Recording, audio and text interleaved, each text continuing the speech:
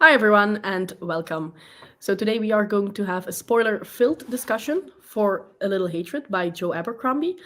This is the first book in his Age of Madness trilogy. We were reading all of the books, one book per month. We took a little bit of a break before we started with this one, but normally when we read one book per month, we will finally be done with the entire First Law universe by the end of this year.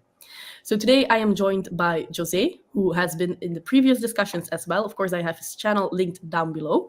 And normally Raf is also going to join us. And then Steve, unfortunately, he DNF'd the book and he didn't want to be a Debbie Downer. So he decided to not join on stream. But he didn't really like the standalones already. He was lukewarm on them. So then this one, it's a little bit more of the same. I guess that we will go deeper into that once we go into the discussion. But yeah, if you know that you're not going to like the entire trilogy, there's not really a point of holding on, I suppose.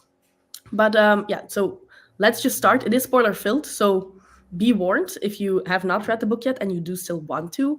But Jose, how did you like it? Well, this is what we were briefly chatting about before going live, isn't it? I am trying to figure out how I feel about it. So I think that the book is well written, well paced, well plotted. We follow multiple characters that don't necessarily intertwine until the very end. But as usual, Abercrombie delivers on that. He's very good at doing that sort of thing. So it was an enjoyable read from that point of view. The bit I'm thinking about, the bit that when I closed the book and it was done, I was thinking, hey, where is this going? Because I haven't got a clue where it's going. I've no idea. If this was a setup book, which in a way it feels like, because we introduced to, Leo Dunbrock and the other, what's it called, the North guy, the young guy that Stout? yeah, Stop Nightfall. That's it. Thank you. So we introduced to the two of them. That seems to be that there are going to be some interesting dynamics there. Um, Sabine and all that stuff. So there's lots of new characters, well presented. So where are we going? Not a clue. And the fact that towards the end of the book, Bayas, the first of the Magi, appeared there, there's going to be a lot of shithousery involved and that he's pulling the strings there. But I don't know. I have no idea, no inclination what's going to happen. Yeah, I think that I feel quite similarly about this book than you. By the way, Steve has joined. He wants to have all the spoilers. No worries, they are coming, Steve. Steve, you should be embarrassed of yourself and you should have been here saying exactly what you feel. Disappointed. Well, we know how he feels about the First Law. It seems like he's one of the only people who loves grimdark and then doesn't really seem to like Joe Abercrombie all that much. But Interesting.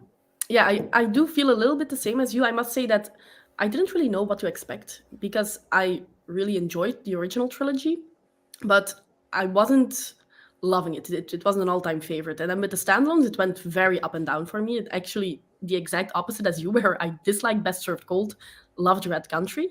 So for this one, I didn't really know what was going to happen, and I must say that I was pleasantly surprised. I loved the new characters quite a bit, the next generation, you can say. And I thought that there might be a little bit more plot to it than I was expecting as well. Because for the first in a trilogy, we often see this, that it's really an introduction. And of course, here it's more a sequel to the original trilogy. But like you said, with all of the new characters, it feels almost like we're starting a new story. So I was pleasantly surprised by all of that. And I must say, when Bias entered the scene, it felt like he didn't really need to, because this is a world with such a low amount of magic and everything feels so realistic that if Bias was just not there, I would have been fine by that as well. But of course, there are some implications for the second book, which is The Trouble with Peace, I think. Yeah, I think so. Yeah. Yeah, but I think you're absolutely right. It's a world with very little magic, but whatever magic there may be, it is quite powerful. So, and Bayas is this sort of controlling figure in the background that all he needs to do is nudge people in whichever direction he wants them to go, and just sets, the snowball in motion. So something is definitely going to happen in book two. Um, the bit I'm really scratching my head about is about the themes of the book. Like, what is this book trying to say? Because I thought it was too on the nose. Like, if what you're going to tell me is about the risks and the dangers of technological advancement and workers' conditions in the industrial revolution, like we know that. Like you're not telling me anything new here. So I think thematically, I found the books a little bit lacking, and in a way, I think I'm glad that this is the end of the first law and that Abercrombie is moving on to something else, because I think I've got my serious doubts as to whether he's got anything to say in the next couple of books. Yeah, I can see what you mean by that. And especially the revolution, even though I really enjoyed that part, and I think that it was very well done, showing all the sides. It's almost exactly the same as the French Revolution, up to the point of having, we have Marie Antoinette, and then here we have Giselle's queen. So it felt quite similar, to a point that I thought, well, what's going to be new? But since there were multiple storylines, I didn't mind it too much. And I'm a sucker for Savine. She's probably one of my new favorite characters at this point of the trilogy. So I really liked seeing that through her eyes. But there's not really anything new to it. I agree. Uh, Hi, all right. Raf, and hi, Steve. So can you hear me? That'd be Hey. Yeah, I don't know what went wrong with my computer. Can you hear me though? Yes, everything is fine. Well, that's very good. Yeah, sorry for being late. No issue. And Steve also decided to join, apparently. Well, Jose was disappointed, so here I am. Oh, I was disappointed. Yeah, I was just waiting for Steve to pop up. Really. How's it going, Raf? Going good. I ran out of beer, so I brought down some of my mead. So I'm drinking mead today. At some point. doing the Northman thing here. Yeah. Cheers. It's fitting. So Steve and I also already said a little bit what we thought of the book. We are, I think, hesitant fans, but we are curious to see what happens to the second one. And Steve, you DNF'd it, apparently. So yeah. So you didn't mean Steve the first time around. Oh no, You Jose. said Steve and I first, anyway. Oh, sorry. It's Jose. Yes. And then Raf, you liked it, or? I think I did like it definitely more than the first trilogy. I'm not sure if I like it more than The Heroes or Red Country, but I think it has a lot of promise. It remains to be seen what Abercrombie does with all of that promise. But overall, I do like it. I think it handled a lot of the land enclosure and industrialization and those connections fairly well, which may be because Abercrombie is English and land enclosure and everything that comes from that is a big thing there, right? So he did a good job there, and I enjoyed that. Beyond that, he does actually try to get close to almost a gay romance. I'm flabbergasted by that. Yeah, it was hinted to already at the start, but I thought, I'm not sure if I'm reading this right. But then towards the end, it was extremely obvious. Yeah, which was nice to see.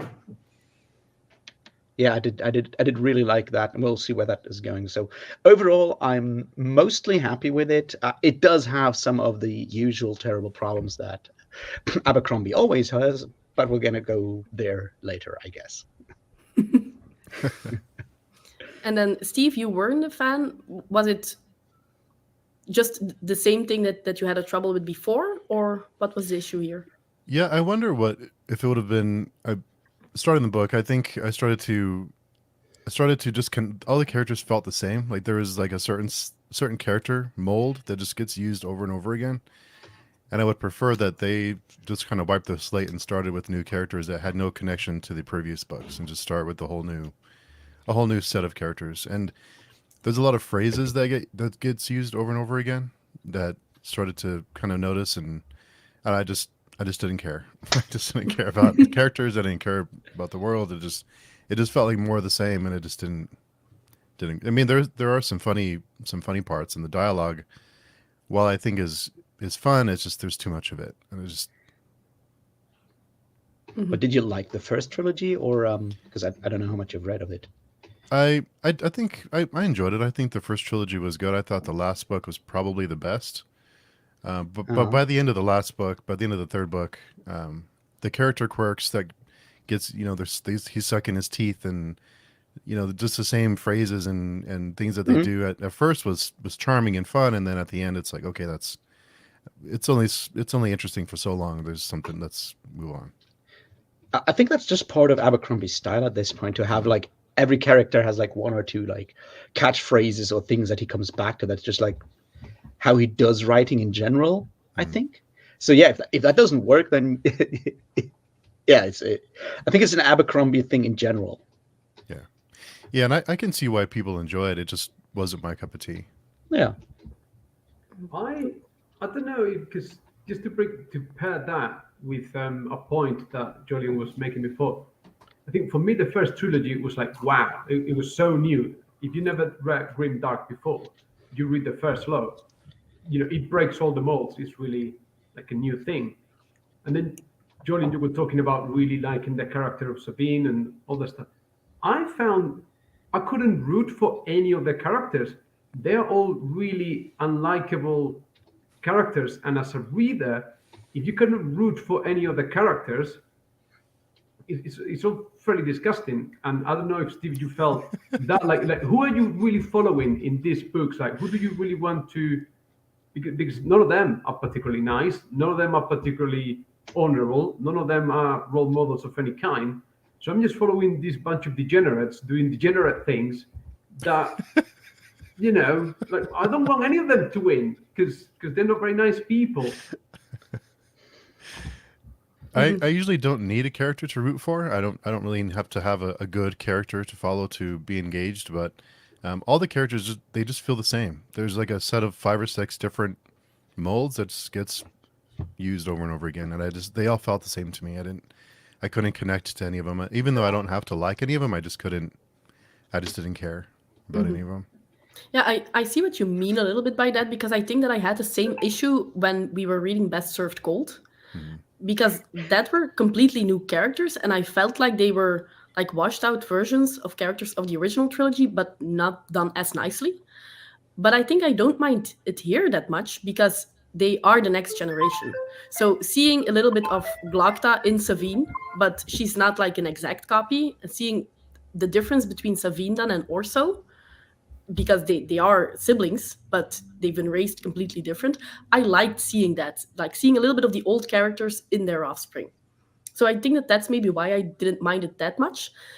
At the same time, I don't really know if he will have enough to do another trilogy, for example. So I like that he said after this one, it's enough, and I need to say goodbye to the first law, because it starts to become predictable if you use the same formula over and over again. See, that's something that has always like baffled me, how people. So I mean, when I read First Law, I had already read A Song of Ice and Fire up to the point that it was released at the time, which was after Storm of Swords. I was waiting for Feast for Crows at the time, and I had read all kinds of other stuff, so I didn't feel like Abercrombie was blowing my mind. I mean, yeah, it's a bit more edgy than, say, Song of Ice and Fire instead, but it's like that whole idea is like, oh, none of these characters are likable. It's like, do you really think that? It's like, they all have flaws, but like Logan clearly is a character that you might want to root for. Obviously, you want to root for him to actually, find peace and have a peaceful life, which he never will find. But there is a lot to root for in like most of these characters. My main issues are with Glokta, but that's a very personal thing. But beyond that, like all of these characters do have things that you want to root for. It's not about winning; it's about surviving with this kind of book, I think, in a lot of ways. Yeah, and Drew says, I'm not rooting for anyone to win, but I am rooting for Bias to lose. I guess that's the point where I need to drop the thing. My big issue with all of First Law, especially the first trilogy and what I've seen of this so far, and it's going to get political for a moment here, but full spoilers for the first trilogy. the hatred for buyers, I get it, and I see what Abercrombie is doing there of, buyers basically being the anti-Gandalf, who is sort of pushing everyone around, but instead of like, the Lord of the Rings, where Gandalf clearly knows what's best for everyone and has everyone's best interests at heart, that's not really the case with buyers. The problem is that Abercrombie goes, and this is the spoiler part, through the banking system. So, and that's a big issue, because that if you have the Bank of Valiant and Borg controlling everything, you can call that capitalism or criticism of capitalism. I don't mind that so much. But if that banking house is also controlled by some shadowy people from the back, that gets very, very dark very, very quickly. And I'm going to call it structural anti-Semitism. And I don't think that's what Abercrombie wants to do, but it's very much what it comes across as, with those magicians pulling the strings from behind the curtain, and that curtain being the banking system, basically. And it annoys me no end. I wouldn't go anywhere near that far. The only thing, the whole thing about the banking stuff, and the bit that I cannot figure out because it's not explained in the books, is how is the bank so powerful? Like, how do they enforce? The kings owe them everything. They are owed lots of money by everyone. How do they enforce those debts? How do they get their money back? That's never. Have they got some massive army that can outfight the king? Something doesn't quite make sense to me there. Well, that's just history. I mean, when you look at like European monarchy over the last couple of centuries, a lot of those have been indebted to all kinds of levels with all kinds of banks. And well, you can A, stop paying, or B, there's all kinds of ways to do that. When, say, not Charles II is that, when Charles II stopped paying his creditors, that led to like a very brutal collapse of well, mostly of certain banks, or like at that point, not the banking system as such, but more like the goldsmiths who were in charge of lending money at the time. And that led to all kinds of knock-on effects. And if you, as a, king, or say the people that run the country, want to keep your country running, you need to keep those creditors on your good sides. That's just like, as soon as you have built your economy on finance, you need to keep that machine running. You can't just stop paying, because then the entire machine breaks down. And I mean, that's sort of, we see some of the effects in this book already, but that's just like how that monetary system, once you actually, buy into it, works, really. Although without getting into an economy lesson here or anything like that, but many countries have defaulted on their sovereign debt, and they've continued functioning. Again, Russia, Argentina, you name it, and just don't pay.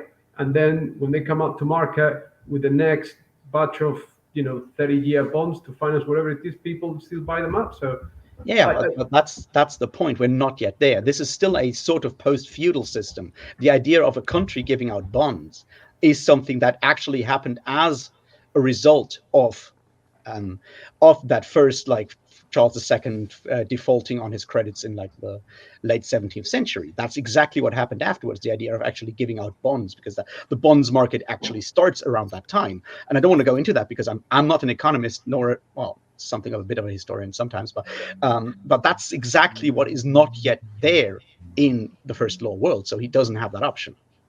Plus, of course, if your banking house is run by the first of the Magi, he might have just some little blackmail material stashed somewhere around there. And I think that's exactly what I meant earlier with that issue, because the king is clearly in the grip of the banking house, and the banking house has more than just debts. It has the first of the Magi with all that dark stuff behind it, which is where that idea that, not to put a finer point on it, like the banking houses in that anti-Semitic, in our worlds of anti-Semitic, conspiracy theory, are run by Jews who have all kinds of other almost magical powers once you go down that road. And that's why I think the idea of having buyers run everything through the banking house is so dangerous as an idea, because it does open up to that idea. It's a parallel structure to conspiracy theories in our world. That's my problem with it. I think it's one of those things that I never noticed, just because I don't go looking for it. But once you mention it and you start paying attention to it, then yes, I do think that it can be something that can be harmful, especially for some people who look into those types of things and who are looking for validation through those types of works. Yeah. But I just never looked into it that way. Yeah, and I don't think it's on purpose. I just think it's very easy to go down that route, especially when you're going to make a point that, money rules everything, and that's clearly a point that Abercrombie wants to make. That sci-fi rogue, he says, I think Abercrombie will return to First Law one day. He spent 5 or so years on this trilogy. I don't know. He did say that this was going to be the end. I think that after the Age of Madness trilogy, he has 10 books in total. But you never know what he does next. Maybe in 10 years, he decides that he has another story that fits this world and he continues. But I think for now, he might be done. He's writing a horror book now, right? Is it? Or he's I finished thought he it? was writing like a dark European fantasy thing. It's with werewolves and vampires and also something. Maybe I'm not correct here, but I thought something about the banking system as well. But now I might be completely going insane with this. I don't know. And Paromita asks, would you all mind sharing how you like the writing style in The Blade itself versus Best Served Cold versus A Little Hatred? Basically, is there any change in Abercrombie's authorial voice? Not that I noticed. But I've read them, well, not far apart. It's not that it's been years, but far enough apart that I didn't really notice a clear difference. Maybe Best Served Cold a little bit more because all of his standalones were written as a sort of project. Like Best Served Cold was a revenge story, so he might have written that a little bit different. But between this one, the new trilogy, Age of Madness, and the original one, A Little Hatred, I didn't see a difference. I think it may have gotten a bit slicker and even more pared down. When you look at like what he does in general, Abercrombie has a very sparse style. He just like does not use a lot of extra words. And when you look at the first trilogy, there he still does. It feels a bit more clunky in a lot of ways, and he has like pared down that even more. Like a lot of the stuff you're reading now is very much like in this, and I think for me the turning point was probably the heroes.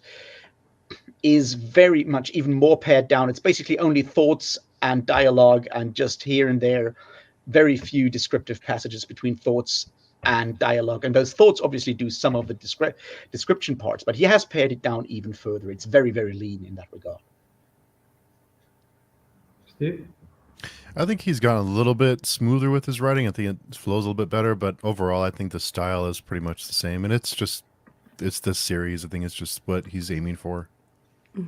But I don't see a huge difference. Yeah, I'm no expert. Clearly, he must have evolved somehow after so many books. But I think when you pick this book, it is distinctly Abercrombie. If you covered the title and the author name, you knew who's written this. The sex scenes are still dirty, not in the sense that I would like my wife to be, but in the sense of it's actually a sort of a disgusting act type thing, and everything that goes around it. That's what he does. And back to Steve's point, I think particularly with the Northmen, he's got that sort of cookie cutter of what the Northmen are like. And now, Cole Shivers is there in the background. Is he going to do something? What's the point of him being there? But he's kind of the new Logan. It's just kind of the same type of. I mean, we saw his descent from the optimist to the jaded, bitter, slightly older man now, but he's Logan now. They are totally interchangeable. And the new king in the north is exactly the same as the old Bethod was in the first law. Like all of that, you just swap the names around. Exactly the same characters. I think that's part of what he's doing in general. I mean, when you look at like Abercrombie's style of storytelling, one of his big themes is like nothing ever changes, and I think that's going to a lot of like the next generation of the same characters from the first trilogy is exactly that. It's looking at like, do these patterns of behavior, do they just like propagate through generations? Is there a way out of that cycle of violence? And I think that's sort of what he's looking at here. And that's one of the reasons why I'm I'm optimistic because so far he still has a chance to actually, break out of that. And I'd be very disappointed if the end of the entire trilogy will be just the same as the end of the first trilogy, which is like nothing ever changes, because that's just something I don't like.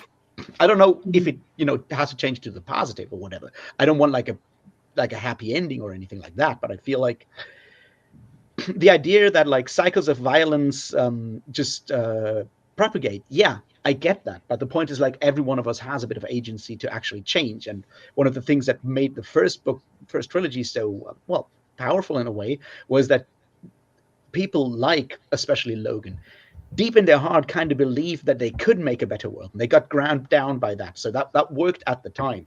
But if you have like another trilogy end up with the same message, then yeah, I can see this becoming very boring indeed.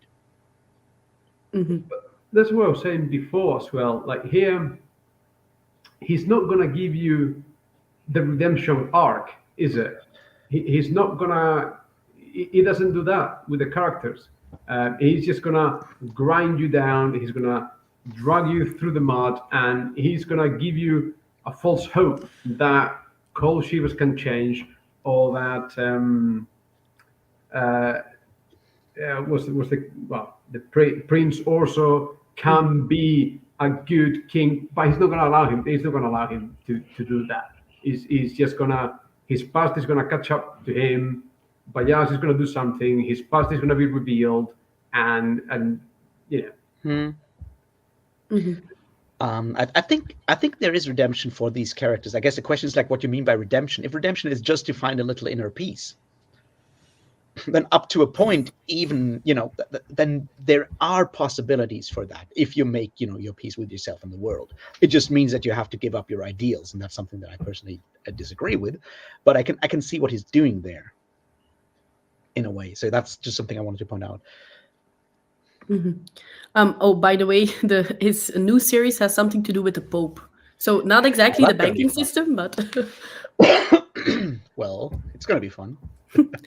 Paromita also points out that the first law may be read as a subversion of Lord of the Rings, or at least the blade itself, a subversion of the Fellowship. What is a little hatred doing in your opinions? And I actually think that that's maybe one of the things that I have a small problem with, and not a problem exactly, but the original trilogy felt more like fantasy because it had those tropes, and it was a subversion to those tropes, and I could see what he was doing and trying to do something new. While here, it almost doesn't really feel like fantasy anymore. And I had to think, like, what are actually the magical elements here? And there are quite a few, but it just didn't really feel the same. And that's maybe why it also felt more grim and bleak to me than the original one. Yeah, I think if you want to point out like an inspiration where, yes, I agree that especially Blade itself is very much a subversion of Fellowship of the Rings, and the Battle in the High Places is very much Helm's Deep, just done worse because way longer. I think this time around the inspiration is mostly, when it comes to literature, is mostly Charles Dickens, I would say. In a lot of ways, Charles Dickens, Tale of Two Cities, and because it is so much about the impact of industrialization and abject poverty and that kind of stuff. That's very much a Charles Dickens kind of theme. Possibly Les Miserables by Victor Hugo, with the things happening, the barricades and stuff happening in whatever the city's name is, not Welberg or something like that. Yeah, feeling very much like those early revolutionary kind of things that you have in like the 1818, 1820, then 1848, that kind of stuff. So I would say Charles Dickens. And interestingly enough, I would say up to a point Terry Pratchett, which is of course because Terry Pratchett also with later Discworld novels, and when industrialization comes to Discworld, also is heavily inspired by Charles Dickens, up to the point where he wrote like a non-Discworld historical novel called Dodger, which is basically just a love letter to Charles Dickens. So I guess that's sort of a very modern, postmodern take on Charles Dickens set in a fantasy world is how I would describe A Little Hatred. I've never read Dickens, so I can't agree or disagree with that one. But industrialization is bad. People are poor, and that sucks. I can follow that much, yes.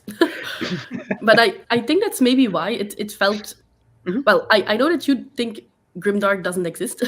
But with the original trilogy, it felt more magical because the medieval times are often romanticized, and you have war, but that's also romanticized in a lot of ways. While the Industrial Revolution, it's bleak. It's, and maybe that's because it's more recent history, so we see more the negative impacts that it had. But it felt like a darker novel than what I was used to. Yeah, it definitely is darker because, you know, things get more systematized. I think that's sort of what makes industrialization and what Dickens does and what other authors do so much more dark. And I don't know, it feels more inescapable because suddenly the whole thing is a system. It's not, you don't have like one evil person per se. You don't have like evil individuals. You have probably, you obviously have people that are profiteering more than others, and you have bastards, to use a more Abercrombian term. You have bastards, but they are part of a system, and I think that's what makes this one looks so bleak in a way, because it's like, even if someone like, say, Savine will change her mind to become a better person, as he thinks for a moment there during the uprising, you know, the system will just replace her with Celeste or someone else. It's not about individuals making individual choices. It's about actually the system grinding people down. I think that's what makes it so much bleaker.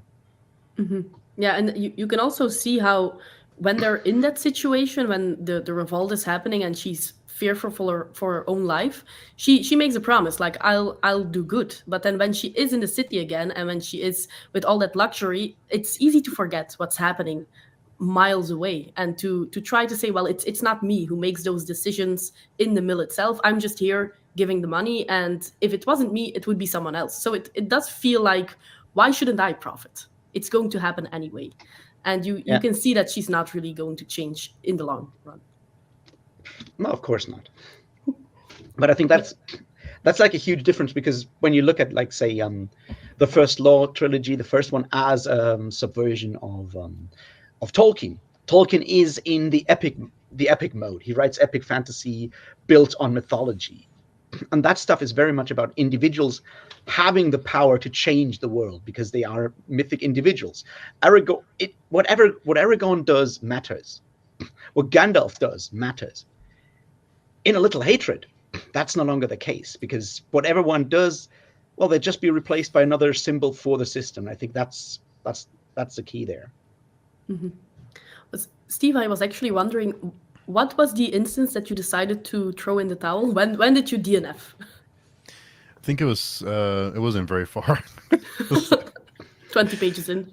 When I think I read about was it like your guts turning to water, and they're like little children's dolls, things just phrases that I keep hearing over and over again. I was starting to, my mind was drifting away at other things, and I just wasn't having a good time. Okay. And was there like one character that you did enjoy, or they all felt the same? They all felt the same, and I would really love if they would have just, even after the standalones, if they would have just started with a whole new set of characters and jumped a little bit farther into the history, into the world, and that kind of like hit a reset button, still have the same world and everything, but the same setting, but with just characters that aren't related or aren't connected to the previous characters. I think that would have been more interesting for me. Yeah, Paramita here asks you also a question about Prince of Nothing, which is quite bleak as well. Still need to read that myself. So if the decision to not continue was due to the approach to bleakness or the cynicism itself? No, I don't mind bleakness or cynicism. So that wasn't it. It just felt like more of the same. It just didn't feel like anything new was happening. It just felt like it was a repeat. Yeah, I can see that, because you weren't a fan of the first 6 books. Well, you thought that they were okay, but nothing great, and especially the standalones. So this is nothing new. I think if you didn't like the original trilogy, you're not going to like this one either.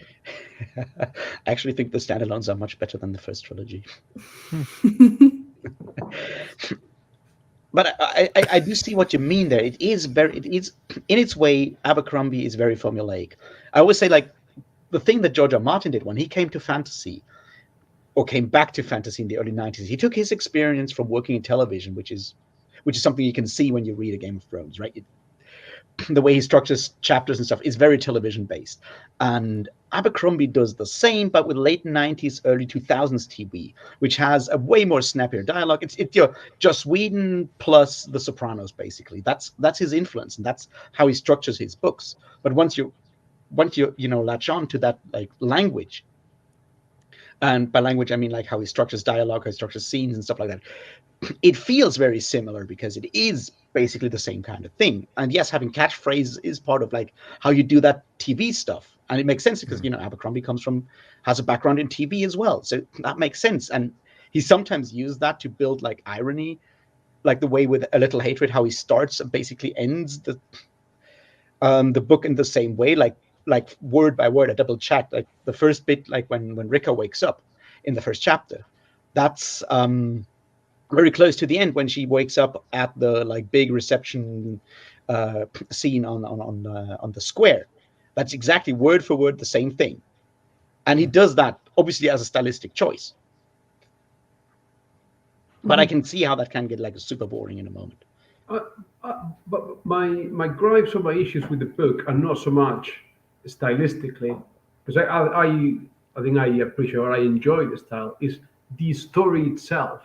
I don't think we have a plot, we don't have a MacGuffin, we don't have a quest, we don't have anything. We just got a set of characters, seemingly with not a lot of agency, and seemingly with, I'm not going to say nowhere to go, but not a clue, not a hint of where they're going to go next. And I think it's the first time I've finished the first book in a trilogy, and I've happily read another 2 books in between. I'm going to pick another one, and then I'll jump into the second book. I'm in no rush to continue because there is no cliffhanger there. There is no hint of anything. It's almost like it could be a standalone in a sense. Mm-hmm. Yeah, that's funny because I actually thought that a lot of things were happening at the end that I was not expecting. You have Giselle dying, and then you have Scale what's dying. he called? Scale dying as well. That part pissed me off so much because it felt so rushed at the end. Yeah. It came out of nowhere, and it was only 1 chapter, and that was it. Like in the audiobook, Giselle dying, that final chapter is 5 minutes. So I assume it's like 2 pages, possibly. Yeah, it's in print. extremely short. Yeah. Yeah, it's like a page and a half. I think it's real short. Yeah, and I'm like, I see what you're doing there, but I think he follows on from what he did, especially with something like The Heroes. And I think, if at all, A Little Hatred feels very much like a follow-up to The Heroes, not so much to Red Country, of course, nor to Best Served Cold, but very much to The Heroes in a lot of ways. And The Heroes doesn't have a plot as such. I mean, it's there's a big battle. Let's see who survives, and then you have like a novel set in like 3 days at just one huge battle. And I think that's sort of where he's coming from. It's more like a writing history kind of thing. I agree with you, Jose. There is no full-on plot there, or like a very clear plot. There will be something there which will, be like, how does this world deal with industrialization? What's Baez gonna do? Because apparently he is, dicking around. And I'm pretty sure Baez will be the Weaver or it's Khalul, one of those two. And we'll just have to see how that goes. But mostly he's writing history. But when we finished the standalones, I think it was in the last chat, we were talking about what did the standalones mean for the world? Like, were they setting up? Were they going to be a springboard for whatever happened in Age of Madness? And I think after having read the first book, you could jump from the first trilogy to Age of Madness and skip the standalones if you want, because at the moment, except for a couple of veiled references there, they seem totally, they did not develop the world, and they didn't take us into the next thing that is going to happen, unless obviously it's all still to be revealed. But I would agree, except once again for The Heroes, because both Best Served Cold and the Red Country do take place in different parts of the world. So whatever happens there in Styria or in the Far Country does not have that much of an impact on this place. Well, while Best Served Cold, The Heroes, obviously that battle does play a lot of roles because it makes the dogmen, sort of the guy in the protectorate. It makes clear who actually will be king of the Northmen. All of these things do play a lot of roles in there. So that book does, is important. But the other two, I would agree, they don't change the world much. They kind of open up the far country as a place of escape, which I think is important in, Vic's situations. Like, there is this idea that you can flee to a different country. Whether things are better there is obviously a very different question, but that idea, I think, is important to have. And for us as readers to know or have like a perspective when Vic talks with either one of those two dudes that she talks about with, and I've forgotten their names. I want to call the first one Sybil, but I think it's a similar name. Anyway, when they talk about the far country being like their hope and everything free and so forth, we know that that's not the case because we've already read Country and know that like Vic Teufel's perspective of this just being a lie is actually much closer to the truth because we as readers have that perspective. Mm-hmm. Yeah, I agree. And I also don't think that it's necessary to read them per se, but because they don't have an extremely big impact, with the exception of the heroes, of course. But I also don't think that that's a bad thing. They are standalones for a reason. So Yeah. they are a more contained story. And as long as you had a good time with that, I don't really think that their impact on the original trilogy or on the new trilogy is necessary to still be important for the world overall. I loved Red Country most of all, and I don't know if that's going to have an impact, but I'm still glad that I've read it. And I still think that it gave me a better perspective of the world, even in those small snippets that you hear them talking about that, and you just know more because you have that context. And also with Styria, we don't know. We still have 2 books to go with the Age of Madness. Maybe there is going to be a reappearance of Monza, for example, or something is going to happen there. So maybe there is going to be more interference. I think Paramita has a very good question there about the way he writes women. I would love to hear your perspective on that first, Jolene. Well, I love Savine. She and Rika are both 2 of my favorite new characters. So both of them are, of course, women. So I do think that Joe Abercrombie in general writes women quite well. He with Farrell, I don't really know because I feel like she didn't really have a very big role to play. Monza, I disliked as a character, but I still think she was well-rounded and realistic. I just didn't like her. Savine, I think, is just perfectly done in a way that you can see her parentage shining through, but she is very much her own person. So I think that Joe Abercrombie does a really good job at that, especially for a male author, if I can say that, because often it's not the best. I think I would agree that I would say he has improved a lot because he got rightly so, a lot of criticism for how he handled both Pharaoh and especially the Queen at the end of the first trilogy. He got like very explicit criticism on how he did that. And what I really appreciated back in the day was that he responded to it. It's like, yeah, you're right. The point where Glocta forces the Queen, basically forces the Queen to have sex with the king, even though she clearly doesn't want to and so forth, is terrible. And the way I painted her has like this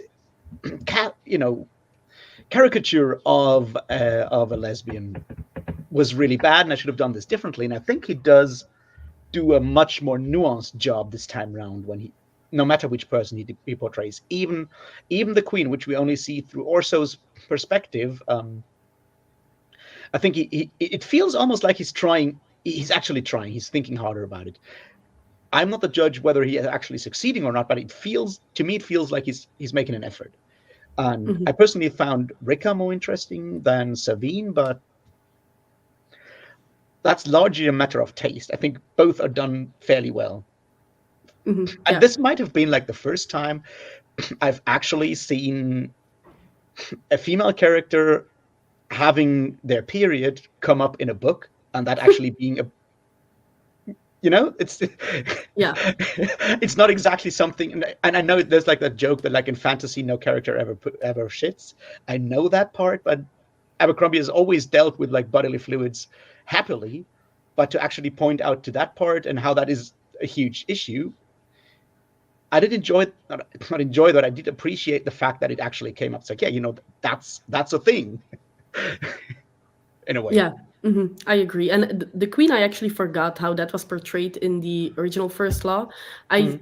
I think that I didn't mind it that much because everybody was horrible, so that he doesn't really give a lot of people. Well, he doesn't really shine a good light on a lot of people, so Yeah. that he didn't handle that well was not as annoying as it normally should be. He just got like a lot of backlash and criticism from members of the queer community at the time, who said like he's basically building the caricature of a lesbian and then having like heterosexual sex forced upon her by the state, and that's maybe not the best way to do that. And he's like, yeah, you're right, I shouldn't have done that. I don't know anything about writing good female characters or not. I think Sabine, I think Monza, I think I found them interesting characters. I like those characters, and as far as I'm concerned, don't really care whether they're male or female. There are some awful male characters in there as well, and I don't. Yeah, that doesn't bother me whether they are male or female. I think this recurring joke of having Bremer and Gorst have this really high-pitched voice seems fairly unnatural, and is a point of mockery towards that character. And he's never going to be criticized for writing a bad male character. He's only going to take criticism because he's a man, and if he writes a bad female character. As far as I'm And to be concerned, fair, there's way more badly done female characters out there, so I see the point. and the whole, like I have no idea about being a stereotypical or like a sort of parody lesbian. He decided to write just to generate that situation where the king is forced to marry a woman who happens to not like men, and he has to do the kingly duty of producing an offspring, and he just generated that tension there. He wanted to do that. Why he deserves criticism for that, I don't know. Maybe it was not executed perfectly well, and you go back to the whole you only write about what you know. But then obviously he wouldn't write many things, or not very many people would write many things. So I think it was his decision to do it, and that's okay by me. So I mean, not to go too deeply into that, because once again, I'm a heterosexual cis white man. I'm not in any way related to that. But the point is that it is very much like when you read the first trilogy, where Jezal is very much in favor of getting with the queen. He doesn't need the state forcing him that much. It's like, yeah, he would like to marry Artie, and it's one of those like true love versus doing your duty for the state. But she's hot. He likes her, whereas she just has a different sexuality, and that's, I think, the issue there.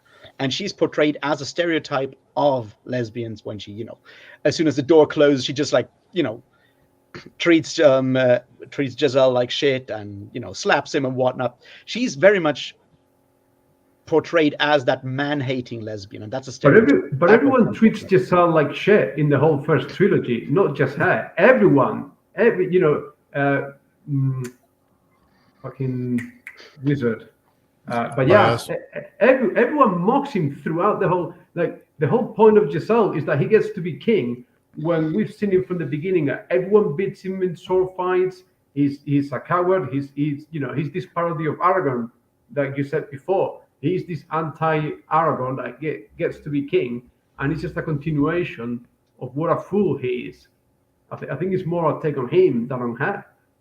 Yeah, and that was exactly the criticism, because for that situation, you would not have to make her homosexual.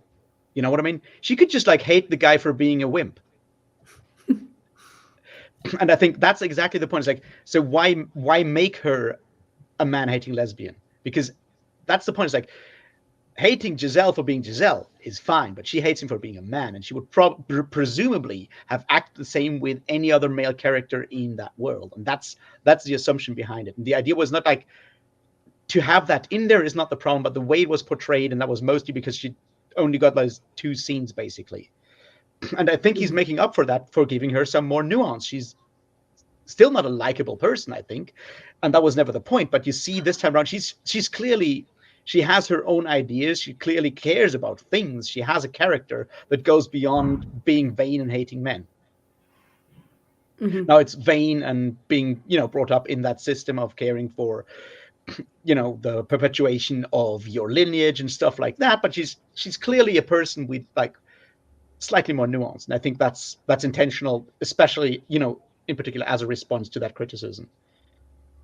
I mean, it brought Abercrombie to actually go and write an entire blog post where he explained his thing, and back then. So I think it's clear that it kind of mattered to him at that point.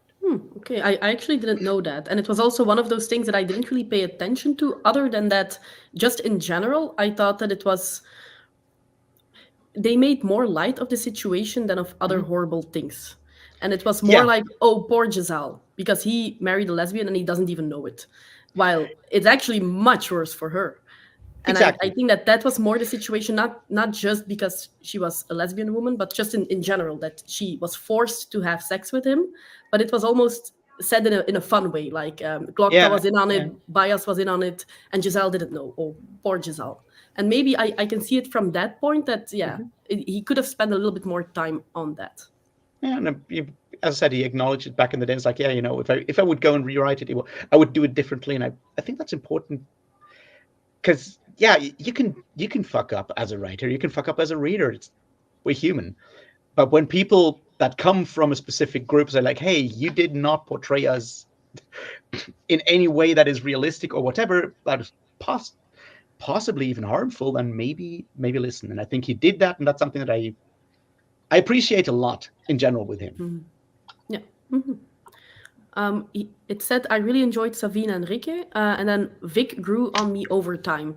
I liked her as a character. I also thought that she was quite tragic, because it said multiple times throughout this a little hatred, like, if you were in the camps and you know what the Union did to you, why do you serve them now?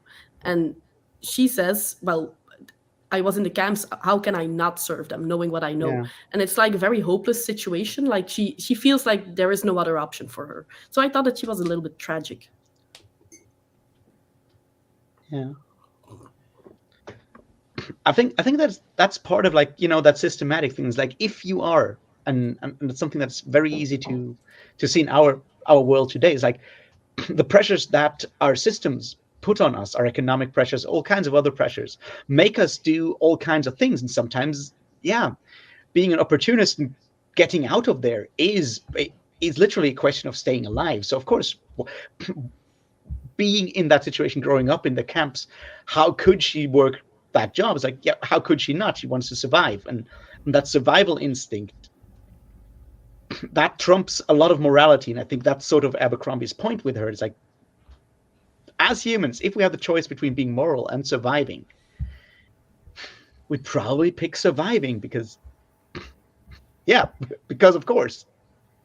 And I think that's something that Abercrombie feels strongly about, because so much of fantasy, of epic fantasy, but generally fantasy, is about sacrifice, and a moral sacrifice at that. And he's like, no, seriously, that's not how the world works. We would not sacrifice ourselves. We would definitely go the survival route. And with someone like Vic, with her, because we get her inner perspective, the idea is, I think, in a lot of ways, or what I took away from it, is like for us to see, is like, you know what?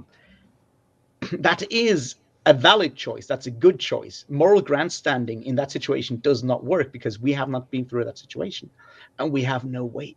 We have no right to judge people for surviving or wanting to survive. Yeah, and I think that that's also touching upon what somebody said on Discord, and they actually asked, in a lot of fantasy, everybody is the hero or the good guy, and we often say that that's unrealistic. But then in this one, they said everybody is a horrible person, and is that then not just as unrealistic? But I would disagree that they are horrible people. I think that most of them are put in a situation where, like you said, Raf, it's choosing to do the moral thing or choosing to survive. And I think that if any of us would be put in that situation, well, I wouldn't say that we would act the same as Savine, but if we're put in a situation of poverty and you have to do what you have to get by, I think that most of us would do that, even though we would like to think that we're going to be the heroes. Now, I would personally disagree with the fact that everyone so many people in fantasy are the heroes. I think that's actually like a misapprehension, but I would agree with you that yes, Abercrombie's characters are not the villains. And I think that's why they work so well for a lot of people in a way. Is like we read those characters and we see the same dilemma that we face every day, which is like we kind of know what's morally right, but we can't always do that. It's like I know I should, eat, ecological like vegetables from like local production and whatnot. I should not eat meat. I should not go and, buy cheap clothes. I should have we know all these things, but there's all kinds of, and that's very different from, the situation that some of these characters are in because this is fantasy and it takes these things to extremes. But the dilemma is the same one. We have to weigh our moral understanding of the world with the external pressures of the world every time. And Abercrombie's characters face that, and they don't always make the moral choice. They make the more understandable choice, the to quote Logan, the more realistic choice, I guess. And I think that's what makes a lot of Abercrombie's characters so relatable. The window dressing is a different one because it's all swords and orcs and whatnot, but the question is the same. It's like, do I do the right thing, or do I do the easy thing, or at least the thing that does not actually hurt me? I guess that's sort of the question there.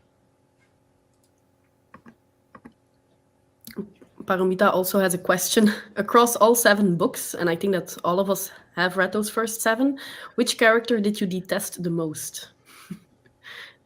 Do you have one in mind, Jose? I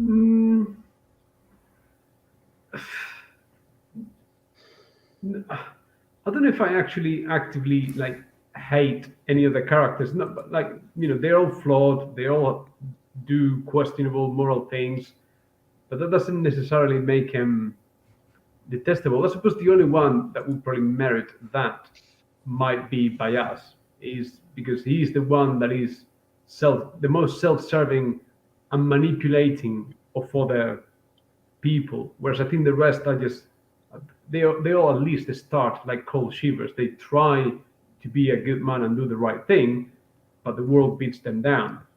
But Yas is the real a-hole in the whole story. But is he though? Like, if the world becomes better and comes back to that weird utopia or golden age that he comes from, I think that's the question with Bias. It's very easy to hate him, and that once again comes back to that thing that I mentioned earlier, because the problems of the world are very, very complex, and it's very easy to find that one problem, which is Bias, and then hate the fucker. And he certainly makes it easy to hate him because he is not exactly a nice person, and he comes across as arrogant and self-important and all kinds of other things.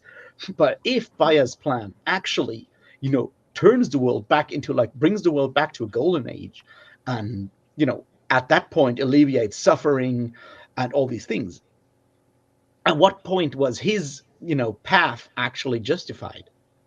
You know what I mean? Mm-hmm. No. Yeah. So totally, the ends justify the means. But we don't know that, and the question was based on the first 7 books. Well, that's my take. What about you, Steve? All of them? No, I actually don't hate all of them. I think the one I kind of get, why the characters are the way they are, but Baez is the one that I'm just tired of. I think he's also one of the few characters, at least, that we don't really see from his perspective. Yeah. So a lot of what he does, we see from other people's perspective who don't like Bias because he's a hindrance. So of course we're going to feel less inclined to understand what he's doing. All of them do horrible things at times, but we at least know their reasoning. We know why they have to do some of these things, while Bias looks like he's all powerful, like he could do the right thing, but he chooses not to do it. And he chooses to do whatever he wants for his own gain. I would say that maybe he has a big master plan and it's going to turn out better in the end, but then you do believe that the means justify, you know what I'm saying? And I don't really believe that. I think that that's a good excuse to do horrible things. I don't think that it's justified then, but maybe he has that master plan, but we don't know. While with everybody else, what they do is nuanced. With Bias, that's not the case. A question for you. Do you actually honestly believe that Abercrombie is going to deliver that? that he's going to give Bias a redemption arc, and he's going to be the good guy all along, and that everything is going to be happy clappy, and that everyone is going to live happily ever after. Honestly, do you? No, I don't really believe that. Oh. I think at this point, the best case scenario that I can think of is that something happens to Bias and we don't really see him anymore and we see what they have to do without his guidance. Because at this point, it becomes a little bit annoying to see how all of them try to change things and then we have Bias coming in at the end and say, well, no, we're going to do it my way. Yeah, I mean, part of that is very much like the thing that Bias is basically the very cynical anti-Gandalf. Because when you read Lord of the Rings, Gandalf also does never explain why he's doing things. He just knows. And people trust him because he's Gandalf. And this time around, we're like, yeah, but what if Gandalf's choices are not so obvious for everyone to understand as being the correct choice? What if Gandalf's choices seem to be kind of fucked? Would we still follow him? And also, if he's not, the kindly, twinkly-eyed, wise, all these like stereotypical like signifiers of wisdom and kindness that Gandalf brings with him, what if he's just like a bald, kind of unlovable dude? Will we still follow the guy even if he knows better? And we don't know if he knows better. And yeah, you're right. We don't have his perspective. We will never get that. It's important to see him from the outside, I think. Yeah, but then we come back to what Jose said. I would have liked to see some more reminders of if you don't follow Bias, this is what's going to happen. So we really are powerless to what he's asking. We really do need to obey. Because we saw in the first trilogy that he uses a little bit of magic. So, oh yeah, let's listen to the guy. But then ever since he said, well, magic has a very steep price to pay, so I'd rather not use it. And then he hides behind the bank, which of course is very powerful. And of course, there are going to be repercussions if people would not pay, but it's not really shown very explicitly. And maybe just once or twice, show what happens if you don't follow the rules so that it's more understandable why all of them actually do.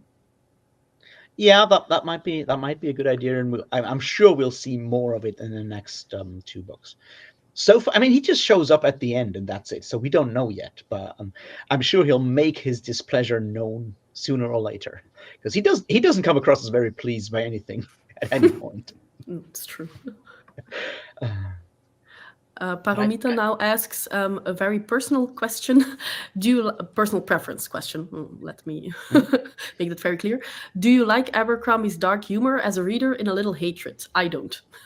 Well, I actually do. I don't really think that there is a very big difference for me across the different books. If the humor really changes, I don't really think so. For me, it's one of the big parts why I read it.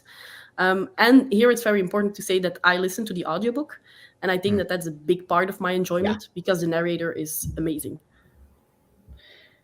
He certainly has a good voice for character and delivering those very, very dry lines that Abercrombie writes in his dialogue. And like with that, in the audiobook, when you have someone like Stephen Pacey, do that, I think that like influence of someone like Joss Whedon and how he wrote dialogue in stuff like, Firefly or Buffy or whatever comes across very much because you have that like situational like dialogue humor where like people just deadpan some things, and it's a matter of taste. I find it okay. I don't find it ridiculously funny, but my humor is a very different humor, I guess. But it doesn't annoy me. It's one of those few books where a couple of times I have to pause just to laugh out loud. So it really resonates with me. It is. I find it enjoyable. It does have a whiff of the manufactured. Like he's clearly sat down and thought about those dialogue exchanges, particularly between is it Prince Orso and Corporal Tunney, whom we met back in the Heroes or whatever it was. So it's quite nice to see Tunney back there and having those exchanges with the Prince and how he's moved up in the world. So no, it does. I mean, if it was, I suppose if the series didn't have that to give you a bit of a leveler against all the grim and the dark, might feel all a bit more heavy going. What about you, Steve? Would you pick up another Joe Abercrombie book based on the writing, like the new series? Are you going to pick it up or No, not not worth it? anymore. No, I was going to, but after this, I don't mind the dark humor. There's just too much of it, and it's all very one note. It's all pretty much the same. It's the same things over and over again, and there's not a lot of variation. So I can appreciate it. It's too much. It's too much of it. Yeah, I mean that. I guess I agree with you. It's one note. I mean that's what we said earlier when it's like you recognize a Joe Abercrombie book after like 2 lines, and part of that recognizability comes from it being very limited, right? I mean, up to a point. It's like That's you a have good those first 2 lines about like Ricka waking up, taking the dowel out, saying "fuck," and you're like, this is Abercrombie. I get it. And if you don't vibe with that, then yeah, I don't think he'll change his style much in a new book. I haven't read his like Shattered Sea trilogy, his supposedly YA trilogy, so I don't know if he changes his like style much, but I doubt it at this point. Dare I say that these people actually write too much? Here we are complaining about George R. R. Martin, but Joe Abercrombie is still a fairly young writer, and he's already written, was it 10 books plus the YA stuff? Not many authors get 10 decent books in the whole writing life, and here's this guy who, I don't know, he's even 50 yet, and he's already churned out 3 trilogies plus the YA plus the new stuff. But this guy's just writing too much, and they just get on in. They home in on something that has worked, and then it becomes expected. Back to the editor, Joe. You are this guy. This is where you have to go. As a fan of both Discworld and Malazan, I have to disagree. I think there are definitely authors who I would accuse that of, but they've written a lot more than 10 books over the time span of maybe 15 plus years that Joe Roughly Abercrombie has 20 been years, writing. I think. So I think that's like a decent amount. It's less than 1 book per year. You have certain authors who write more than 4 in 1 year. No, don't get me wrong. I think Ralph was exactly spot on there. I've got no complaints about Terry Pratchett when he was churning out one Discworld novel every 6 months. I'm pretty happy with that. So I suppose it's a question of whether it clicks with you or not. Or obviously for Steve, you've totally checked out of Abercrombie. I mean, strong words. Is that never ever? Maybe with the next what the Pope, whatever he's writing, the was a thriller or whatever. Maybe we'll see. Depending on the reviews, probably. If it's more of the same thing and everybody says like, "Oh, if you like First Law, you're going to love this." You're like, yeah, it's looking for something different. People will say that no matter what because Abercrombie is on the cover, right? Yeah, probably, yeah. I think there's an important thing there that you said, like, is he writing too much? I think it kind of depends on how you define author and what you want from your author. Like Abercrombie feels to me like someone who has very early on found a very distinct voice, like during the first book, really, or first trilogy. After the first trilogy, you knew what you were getting from Abercrombie. And I guess for him, it's fairly easy to slip into that voice and write in that style. So as long as he has ideas for stories to tell, he can probably write fairly quickly because it feels like a very natural voice. There's authors where you can tell that, I've watched interviews with Patrick Rothfuss. He doesn't talk like he writes. But I've seen interviews with Abercrombie, and his everyday voice is not that far away. So, and I guess that's part of what made Pratchett work as well, right? Pratchett's voice is a very everyday kind of voice, maybe with a few more, puns and stuff in there, and pop culture references in there, but it's a very everyday kind of voice. So it's very much about the storytelling. So as long as these people come up with stories they want to tell, they can write fairly easily without actually, diminishing the quality of the story because their voice is I don't want to call it low effort, but it's a more natural voice. It's not as, I don't want to say contrived, but it's not as highly revised as, when you go back, see, James Joyce took like 17 years to write Finnegan's Wake because he took the story and just you changed words and words and words until he had the result that he wanted at the time. That's not how people like Abercrombie or Pratchett or people like that write. So I don't think he's writing too fast or anything. It's just that he's found for me, it feels like he's found a voice and a groove, so to speak, that he can just like keep going as long as he has ideas for stories. But he hasn't, it doesn't feel for me like he has to, go into like a retreat, into like this cave behind a waterfall and meditate for 10 hours until he's in the zone to find this authorial voice. That's not that. He just like writes down like in a way that he thinks and talks anyway, and then he just like goes back and edits a bit. I guess I did care for what Pratchett had to say, and I think I care very little for what Abercrombie has got to say. No, that's understandable. I'm with you right there. and I think I'm glad there's no more First Law universe. I think for me it would most definitely be done after this. Even if he comes back to it in the future, I'm checking out after this trilogy. I think I'm a bit more, hopeful, I suppose, because the original trilogy I really liked, and then the standalones, even though I disliked the first one quite a bit, I do think that they are all very different from one another. I don't think that, yes, he has the same formula for some of the characters and stuff like that, but most authors do, especially if you have multiple books and it's a big series. They all felt quite different. Like he did have a real idea for them, and he wasn't having to scrape ideas because the publisher wanted something new. And then this one is in a completely different era with the Industrial Revolution. It's something new, and for now we don't really see where he's going, but we just read the first book. So I'm quite hopeful that for the trilogy he has a new message to relay that's different from the original trilogy. So if that happens, then I still like the last trilogy. If he ever comes back to this universe, I do have high expectations, because he doesn't seem like the type of person who would come back just for a money grab or something like that, especially because now he has moved on and he says, I'm going to try something completely new, urban fantasy or horror or thriller. So I don't think that he would ever come back if he doesn't really have an interesting idea. He doesn't have to. I think he had like a contract that said he had to write 2 trilogies and 3 standalones. So I think, yeah, he was signed for like a longer list of novels in the First Law world.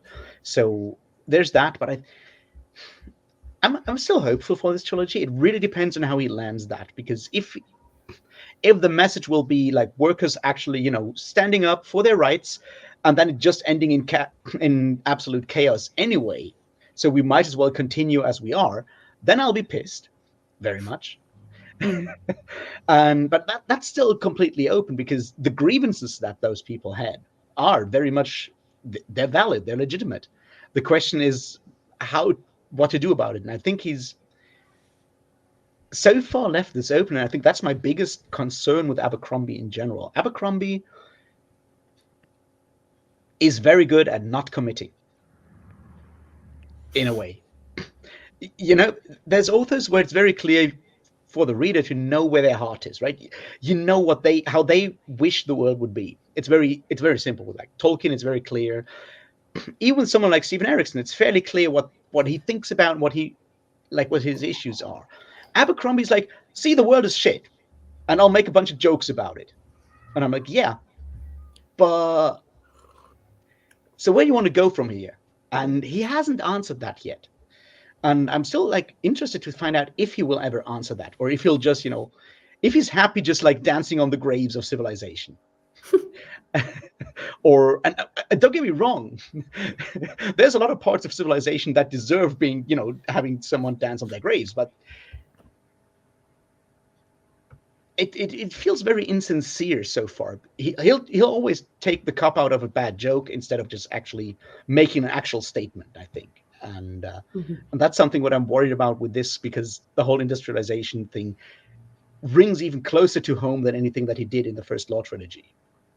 So he might annoy me a lot with that one. Yeah, I can see that possibly happening, but I'm hopeful, because in the original trilogy I was a little bit angry about the ending because it was so open-ended. I don't really like that. It seems like you don't want to write a conclusion for the readers, and it didn't really feel like a story that was done.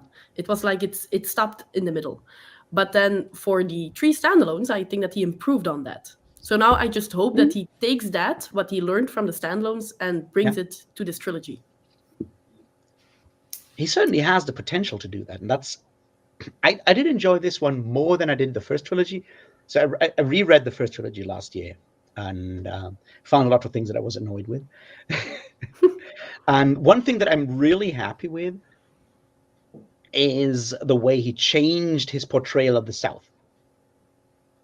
Because the way he portrayed the South and Gurkel in the first trilogy was really bad. To put it mildly, that was like prime Orientalism the entire way. And I know that Abercrombie is doing a lot of, playing with stereotypes and sort of trying to show up those stereotypes, but I think it failed with Gurkel. But having a lot of refugees from there now coming across into the Union, partly of what happened last time round, and you could argue that the Union, together with Bias, kind of fucked up their empire, so that's why they're refugees now. Does actually take away from that less than positive portrayal there. Okay. So I'm very happy about that. I haven't reread the original trilogy, and even though I will never say that the First Law is an all-time favorite of mine, it's one of those that I would like to reread. Just because I think that I forgot a lot, and I think in hindsight, reading them again would give me a different experience. Yeah, I reread it last year for all kinds of reasons. Mainly, I wanted to compare the portrayal of torture in the First Law with the portrayal of torture in Night Watch by Terry Pratchett and the portrayal of torture in Reaper's Gale by Stephen Erickson, because all of those have like a state-sponsored torture, and it's interesting for me to look at like how different authors approach that and what their emphasis is and so forth. And that's why I guess I'd better read the entire trilogy, so I reread it again. There's a lot of stuff that I did remember as better, and there's a lot of stuff that I remembered as worse, and there we are. We also have a question from the chat. What did you think of Jonas Clover and Gunnar Broad? I do really, really vibe with Gunnar Broad. May come as like very little surprise, but I'm certainly someone who can sort of relate to someone who constantly has to hold back their more angry instincts. It's been a while since I punched someone, but it's not as long as you may think. Okay. It's good that we're doing this on stream, I suppose. Someone told me that they really didn't like Iron Maiden, and I had to explain things. Yeah, I think Gunnar is probably the only character in that book that I could get fully behind and support. But I suspect that Abercrombie will pull the rug from under my feet later on. Did you meet Jonas Clover and Gunnar Broad, Steve? Don't think I did. No, so don't have. Yeah. For me, I really enjoyed Gunnar Broad. Oh, go ahead, Jose. No, sorry, it was a very stupid question. So, Steve, what are you going to do with the book then? I'll probably give it to someone or donate it or something. Well, a friend or an enemy? No, whoever wants to read it, I'll hand it over to them. It's a nice. It's a great cover too, by the way. I love the that's cover. True. I miss the old text. The first books were a bit more sort of. They have a bit more textured feel to them. I don't like this new pristine satin stuff that is going on there. Okay. I will say what I think, like what he's doing with Broad and Clover, and I do like what he's doing there on like on a thematic level. I'm not sure. I think he succeeds fully, but those two are basically, for me at least, how Joe Abercrombie examines toxic masculinity, because they're both, in a way, coming up against that ideal of toxic masculinity, of for Clover, being a hero and a fighter, and he just like says no. And on the other hand, you have Broad, who also tries to keep away from it. And you have that, in both cases, you have like the system or like the world they're living in, sort of trying to force them into a very specific gender role, which is, be a protector in Gunnar Broad's way, be a good sword fighter, be a hero, those kind of things. them actively trying to say no to that. And I think that's where Abercrombie shines the most, when people try to actively, decide on like a moral level to not be the person that it would be the easiest for them to be, because they know that that's kind of bad for all kinds of reasons.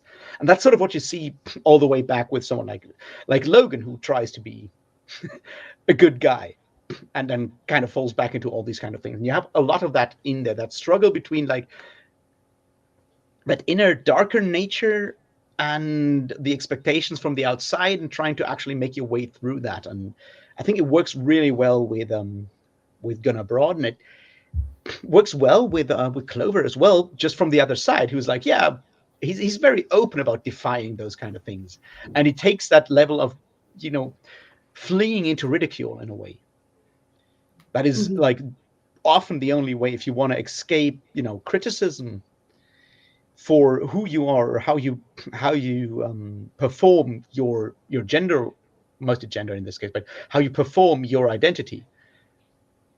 It is fairly easy to escape criticism if you make that further step into ridicule and embrace that. And I think that's what Jonas does, and that's what makes Jonas interesting in a lot of ways, because he's aware of that. He has a very cynical approach to all of that. And it may, I'm pretty sure it will come back to haunt him later on, especially after that last chapter. Last chapter. I hope so, to be honest, because while I think that Abercrombie did both of those characters quite well, for Gunnar Broad, I felt for him, because he tried to do the right thing for his family, but he had that baggage, and very similar to Lamb in Red Country, which I really enjoyed his arc. So of course, Gunnar Broad, I was going to like him as well. But he tried to do the good thing. And in the beginning, you have that he has those tattoos on his knuckles. And people ask him what that's about, and he doesn't really want to say anything about it. And I was very afraid that it was going to be something extremely horrible. Like, of course, he fought in the war and he did despicable things, but I thought that it was going to come out that, those stars meant that he was a rapist or something like that. Does he actually show up in Best Served Cold and I just forgot about it? I don't remember him. Yeah, me neither. And I was like, because like every character is sort of, I'm sure I've met that guy before. And with Broad, I'm like, I must have been in Best Served Cold, and it's been like 15 years since I read that. I actually looked it up for a couple of them, but with Gunnar, I just didn't do it because I thought if I saw him before, I would have remembered. But maybe he was somewhere there. But I just really liked him because of that, because he tried to do the right thing, and you can see that he has those inner demons. But in the end, with the help of his family, it was a little bit of a hopeful story, maybe. He was able to pull through. With Jonas, Paramita asked what the most despicable character was. And of course, Bias is like the answer that everybody has when you think about it in a quick glance. But Jonas I really dislike does so well until that last scene. Yeah, because it shows that what he does is he doesn't really care what people think of him, but each time he chooses to do what is right for him, but it's not like it's choosing that or surviving. It's really thriving or not doing as well. So his choices feel more like selfish than those of other people who are really struggling. And then in the end, like murdering one of his friends, like Wonderful, she didn't see that coming. And I think that a lot of other morally gray characters that we've seen in the First Law universe would not have done that so quickly as Jonas Clover did. So I really dislike him. Yeah, probably. Yeah. But Jonas, we come to like throughout this book, because he's like, well, I don't care what you think of me. You guys are young and stupid, but I know more. And he seems very friendly. And then in the end, he surprises you. Yeah. What about the thing? Sorry, go on. No, you go ahead. No, so I was going to change topic altogether. So. Okay. I think it works because he plays harmless so well that you as the reader are sort of taken in. It's like in the back of your mind, you know that he's dangerous and shit. Because you have his perspective. But you fall for it as well. And then he just stabs her. And I'm like, all right. I kind of saw this coming because this is an Abercrombie book, so I kind of know what will happen in that situation. But still, I think that's the trick. It's like you fall for the character in a way. And then he just pulls your legs out from under you. Hmm. or kicks your legs out more because it's like one sentence and then you're done. Yeah. I have to run, but thanks for letting me be Debbie Downer. Thanks for the conversation. Thanks, Yeah, Julie, for hosting. yeah, thanks Thank for you, coming, Steve. Steve. It was interesting seeing your perspective. Yeah. Yeah, I don't want to be a wet blanket all the time, but thanks for having me. Thanks, everybody. Bye-bye. Take care, Steve. Bye. Bye. No, I was going to say about the one moment that the shock horror moment that to me felt totally flat, which is the reveal, and super spoiler here, the relationship between Sabine and Prince Orso. But you knew that from the beginning if you had read the first trilogy, right?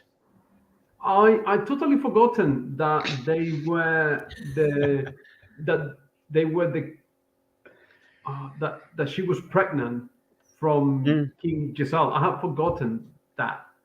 Um, Ah, okay.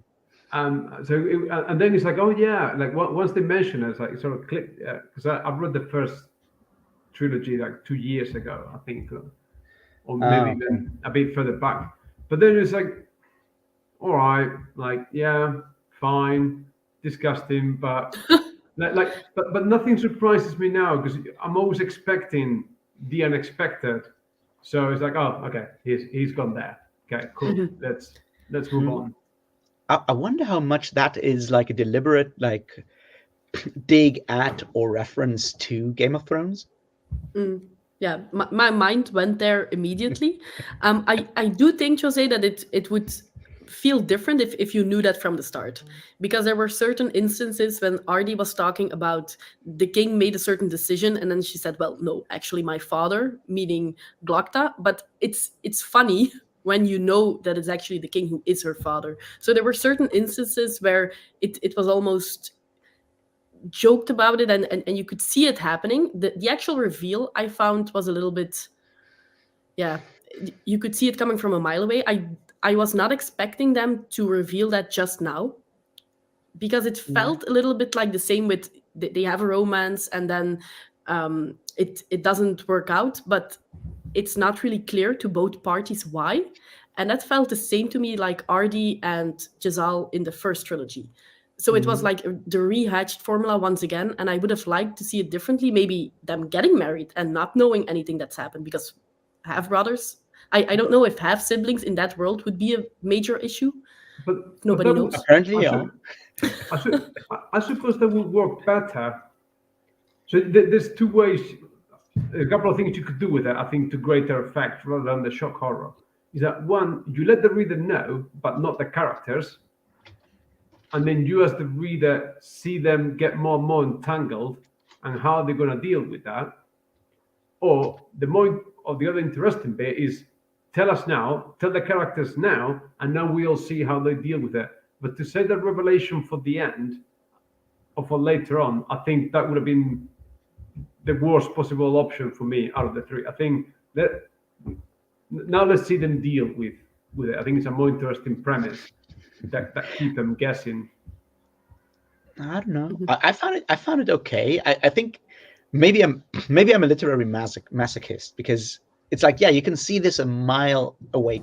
Let's see this coming a mile away, and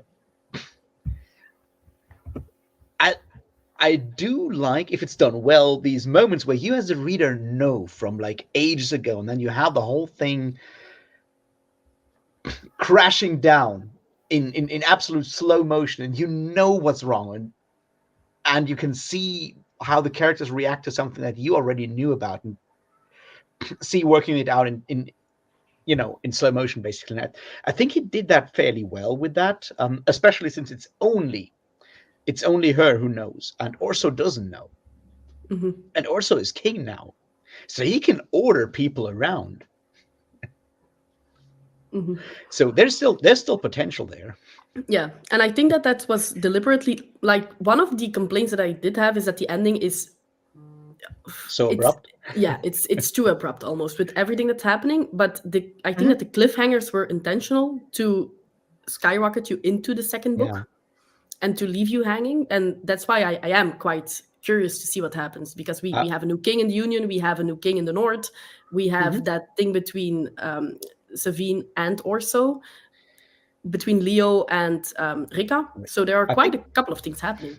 I think who's the owl? I think that's like the big question that I'm still Yeah. asking myself. Who's the owl? Because we know who's the wolf, we know who's the lion, and since the last final chapters, we know who's the lamb. So we can Yeah. build up all who's the owl, Mhm. and how far is he going to go with Leo the fascist? Yeah. Yeah, well, the thing was with the owl, I was thinking maybe it's bias. And for Lamb, I thought for the longest time, but that's because I'm a Logan Nine Fingers fangirl, I Oh suppose. yeah. I thought, oh, it's going to be Lamb, it's going to be Logan, he's going to come back. But yeah, of course, in the end, it was Orso. And that prophecy, I actually really liked that we had that from the start. And so you knew what was going to happen more or less, especially with the lion and the wolf. Although Joe Abercrombie could have easily made it not come true and be like, well, apparently she doesn't have that open eye anyway. So you were still left wondering what was going to happen, even though you had the prophecy. Yeah. And there's like one other thing, like the prophecy begins with people falling from the top of a tower. So is that something that will still happen, or is that the past from like the backstory of First Law with, you know, the whatever the name of the daughter of the maker was that Baez was in love with, that whole thing that played up in the very, very, very back, because, you know, people falling from the top of a tower feels like people falling from the house of the maker. Yeah, and I think because of those little snippets that I am curious to see what's going to happen next. And I do think that he's going to have a satisfying ending to this world. Yeah. I'm fairly optimistic for now. And as I said, I did like how he's sort of, for Abercrombie, who is sort of like a sledgehammer writer in a lot of ways, how tenderly he actually did the budding gay romance between Leo and whatever his friend is, and I keep forgetting the name, Durand, something like that, you know, that guy. And how it felt, yeah, for Abercrombie, he is in, you know, someone who we know who loves to hurt his characters. This one felt almost tender to me, like. Yeah, well, I still don't know what's going to happen because Leo seems to be in denial at this point. Yeah, it's So we very will clear that see. he is in denial, because it's, you have all these situations when he calls back, like how he's much more comfortable around men and stuff like that. And so, yeah, it'll be interesting to see where it goes, but it feels very respectful so far. Yeah, I agree on that. So I'm just happy it is there, and I'm looking forward to see how that, and how much he becomes like your gay Nazi. Yeah. Because like it wasn't that Sorry, clear. guys. I need to get going. Sorry, Ralph. All right. Yeah. No worries.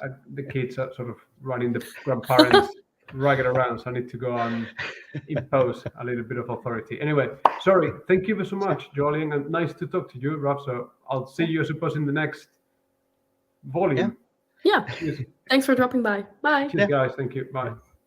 Yeah, I guess we'll probably just end it here. But yeah, I think it Yeah, was I was interesting for thinking me the to same see thing. how that actually ended up with him having that conversation with Orson, like of all the purity and stuff. I'm like, oh, this is where you're going with this.